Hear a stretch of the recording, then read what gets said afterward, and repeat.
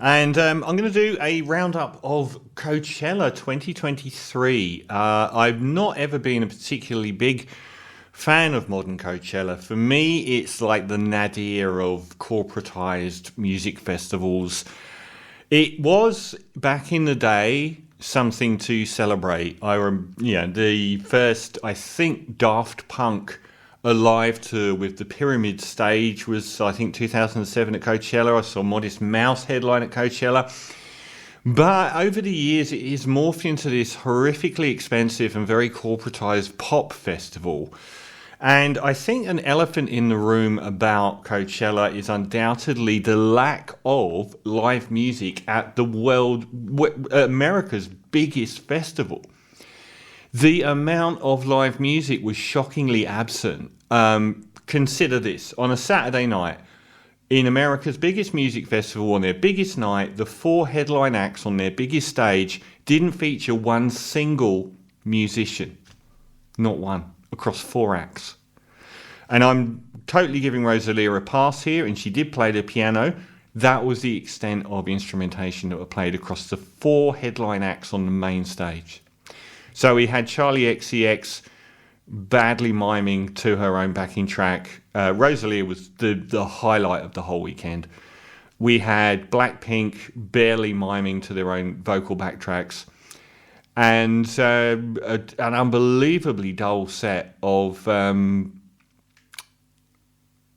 what's his name? I can't even remember the guy who did that Rihanna song with Calvin Harris, which is like 2 hours of just the most dull, repetitive music you've ever heard. There's three different ways they do it. The acts come on and all of their music is on a tape. Now, with Rosalia, that worked beautifully because she has one of the world's best singing voices. She made such an art statement with what she did visually on the stage.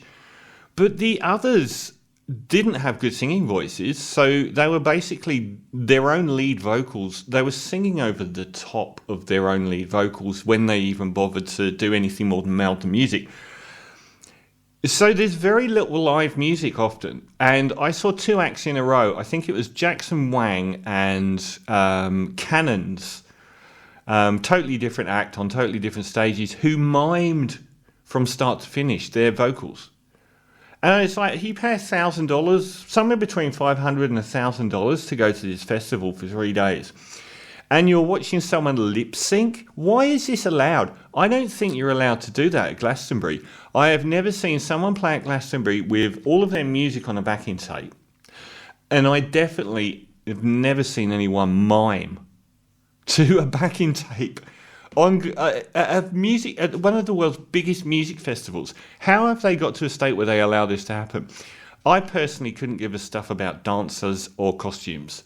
But there are acts that go there that only care about having dancers and costumes. And that's it. That's their whole show.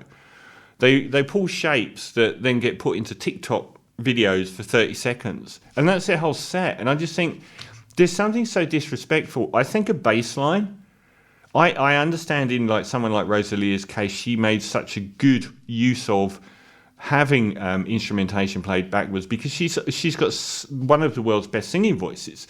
So she did her vocals live, and that's the center point of her music. But if someone like Jay Paul can bring on 4 or 5 instrumentalists and recreate some of the naughtiest, most studio-bound music you can get and still pull it off, what's the excuse for these other guys? It should be the bass line that you sing live at a music festival. And even when they do sing live, they sing over the top of a guide vocal from their own song. So they're just adding a little bit on top of. You heard that with Blackpink. They were just adding like, I can sing better than Blackpink can.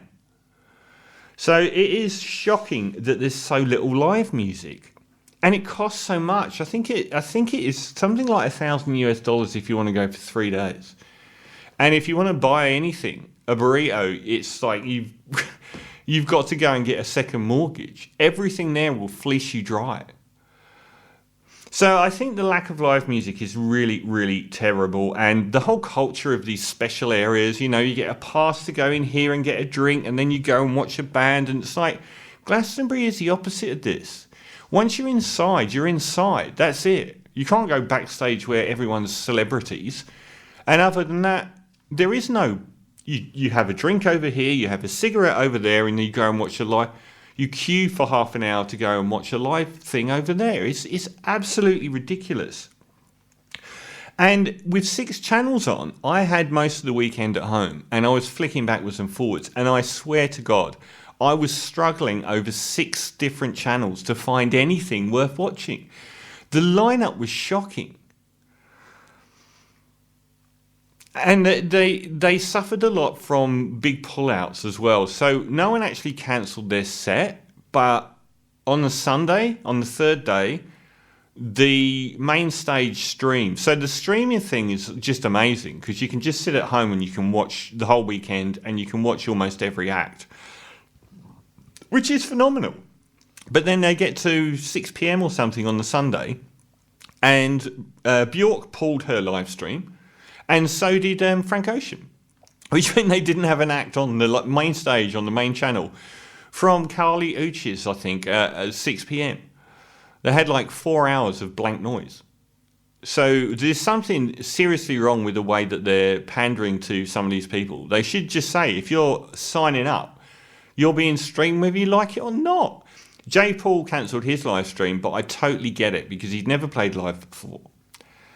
So I will go through some of the acts. J. Paul is an iconic UK mysterious guy who's, you know, his debut album was put out without his permission. Everyone thought it was a stunt, and years later, 6 years later nearly, he comes back and says, actually, no, it wasn't a stunt. I was ripped off, and they released my album, and I'd spent years trying to make it, and now, because everyone's heard those versions of the songs, there's no point in me releasing anything else because that's the songs in people's minds. I fell into a pit of despair and just gave up music for 6 years.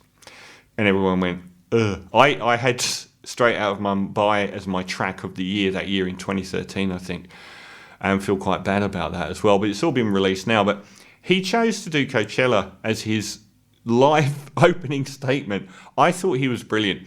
He was tackling incredibly studio-bound music with his own voice being a centre point. He could turn it up for next week, doing incredibly high falsetto singing, changing octaves. His band, I thought, did a great job of recreating this really gnarly, knotty music. If you heard Jasmine before, it's not an acoustic guitar and someone singing in a mid-range. I thought he was wonderful. I thought he did really, really well, and he stopped his live feed probably out of nerves, not wanting the biggest car crash in history to be broadcast all over the world. And as soon as he came off, he obviously felt, you know, that went really well, and they put it up 2 hours later, so I did actually get to watch. It's really interesting. There's 2 crowds at Coachella. There's the 200,000 people that go, and then there's the millions online. And like when his live stream didn't show, it was the first thing to really ignite this massive anger and fury. And I really feel sorry for Coachella for that one thing. They got so much stick from Frank Ocean and Bjork fans, and it was Frank Ocean and Bjork that blocked their live streams themselves. You don't think Coachella wanted to broadcast those? People are still saying, why didn't Coachella broadcast Frank Ocean? You don't think they would have? I thought Boygenius were another standout. I thought they were fantastic. I was sort of humming and hawing about their album, but they really feel like they're on the cusp of absolute stardom. It was a great set. All the band were women. And it's a trio of indie superstars, Phoebe Bridgers, Julian Baker, and I can't remember the other person's name. But they gave a great set, and there's obviously a lot of momentum with the audience behind them. So that was fantastic. I'm looking through my playlist. I didn't see Bad Bunny, which was a shame, but apparently it was very good. And I didn't see Bjork because she banned the live stream, so I've got no idea what that was like at all. Absolute standout of the weekend, to contradict everything I've just said, Rosalia. already one of the most valuable properties, if not the most valuable in music. The Spanish superstar had I think she was just before Blackpink on Saturday night, and even though she had a backing track of music, because her music is so art house, it would be really difficult to replicate it live. But it doesn't matter when, one, you've got one of the best singing voices on earth, and she was stunning. Her voice was just incredible, and all of the songs virtually relied on that voice. It was absolutely gobsmacking, so it felt completely live. 2, she's got the material. 3, she actually used the notion of having dancers on stage artistically, and even had her own camera people. So there were lots of cameras that were on stage that they were carrying around, and it was like you were there. It was amazing. Even when she was like backstage, she's like looking down the camera, and it was phenomenal. She's got the personality.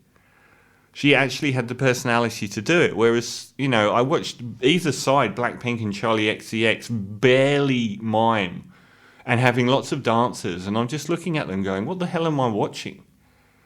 You could play a Spotify playlist and watch some people dancing, and that's your live gig. It was shocking. Rosalia won the weekend. I heard Race Ramond were very good. They're coming up later. Gorillaz were a headline act, I think, on the Friday night. I thought they were so bland. They had about 40 musicians on stage, and it still sounded so tepid and weak. And I've always struggled with Gorillaz because they have like the odd iconic single, but I've never gone back to their albums at all. And I think that the Plastic Beach one I'm going to play a track from was actually their best album, even though it came a lot later. But it was such bland music. You got one song every 3 that you sort of recognised, and the others were like so tepid. You think, that's not main stage on a Friday night music. It was just not interesting enough. I thought they were really rubbish. I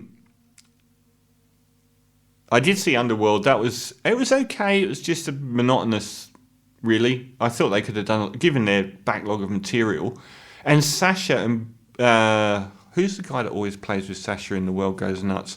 Well, there's 2 of them that play, 2 DJs, and they didn't actually show that live. It was on a stage without a camera, so that was gutting. But obviously, everyone is. Yeah, I don't get the fuss around Blackpink at all. I really don't. It's almost like, they're 4 cute girls wearing cute outfits, doing cute dance moves, and that is it. Every time I switched over and I hung around for a couple of minutes, I was bored out of my mind, and they just filled the air with lights and dancers. There wasn't really anything I thought they could do. I think I can probably sing better than they can. Obviously, the elephant in the room is Frank Ocean. That was the most waited for set, hasn't played live since 2016. Iconic artist, regarded as one of the great musicians of the last 15 years. And his albums Blonde and Channel Orange and so on. And it was a big name for a Sunday night. And everyone sort of thought 50-50 chance he's going to play. It ended up being very, very close to that. So first of all, it was a car crash for the ages. I was at the Stone Roses Reading Festival gig. I reckon this will go down as similar. He has another weekend because Coachella does back-to-back weekends. So he has another weekend, and it could be the most triumphant return in history, but nothing about his attitude from the Sunday night set led me to believe that this is possible. I would say it is 60% likely he'll get pulled, either by himself or, from what I've read, the staff at Coachella hate his guts. And for good reason. So he pulls this live stream. Everyone spends the whole day abusing Coachella staff online, threatening them. He did it, not Coachella. He removed the live stream. That was the first penny to drop. The second was when he came on and was 50 minutes late as the last act of the whole weekend on the main stage. And then he had a really weird stage setup, which was basically, we've now found out he cancelled his massive ice rink stage setup that he was going to use on the day. So he had all these dancers and everything that had been preparing for months all show up and weren't needed. And instead he did this thing which was one of the weirdest stage setups I've ever seen. It was tiny and you couldn't see him. It was like there were instruments and stuff in the way, and he was sitting in the back sometimes and wandering around in the back and going to the changing rooms and coming back out. You could barely ever see him. It was a terrible idea.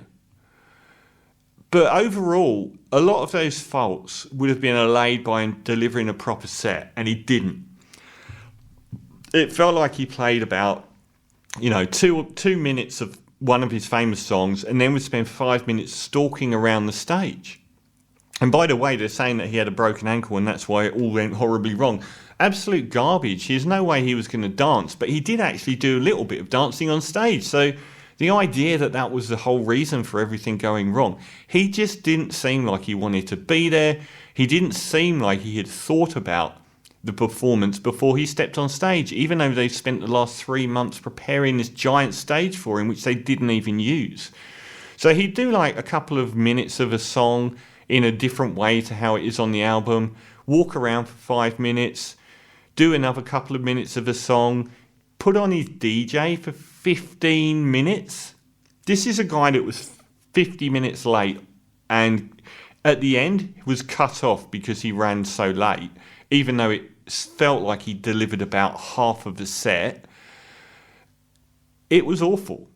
And everyone's saying, I was saying, oh, but his voice sounds really good. It sounds great. And the more you look at it, the more you realise that a lot of the time he was sort of ad-libbing along to backing tracks of his own vocals. There were times when the DJ was playing his tracks with his vocals in, where he didn't even have a microphone. He was just sort of boogieing around, mouthing along to his own music. So I don't know what went on in his head, but people say, oh, rich white kids didn't get to see Frank Ocean, boo-hoo. Garbage. Lots of those kids have been Frank Ocean fans for years and spent every penny they had to be at this life-changing moment. And he screwed them over as well.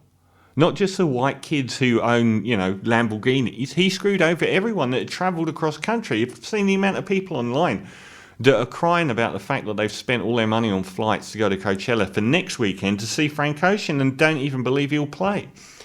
So it goes down in history as one of the worst headline slots in history, and I have no idea. It's almost like he made it up as he went along. So it was a disaster, and I believe that Coachella may well pull him. It will be the most triumphant comeback of all time if he doesn't. So that was my overview of the entire weekend. And Wet Leg, I didn't get to see either, but then I don't really like them. This is Shay's Lounge, possible swearing.